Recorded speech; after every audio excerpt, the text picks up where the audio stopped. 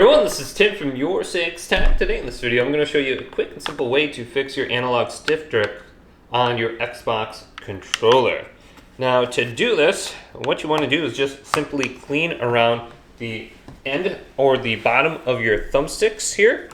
So, if there's any kind of debris or anything like that, it could be falling into the inside of the controller.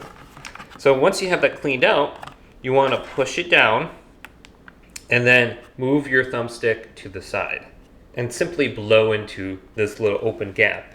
Now use your mouth, or you can use some compressed air if you got that, but sometimes you can't get a good enough seal in here, and just spray into here and do it on all sides here. So move it to the left, push it down, and there should be a little gap right here.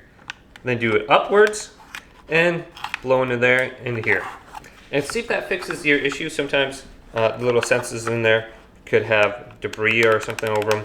Now another thing you can do is lift up and then push down, lift up and push down, and just repeat this process.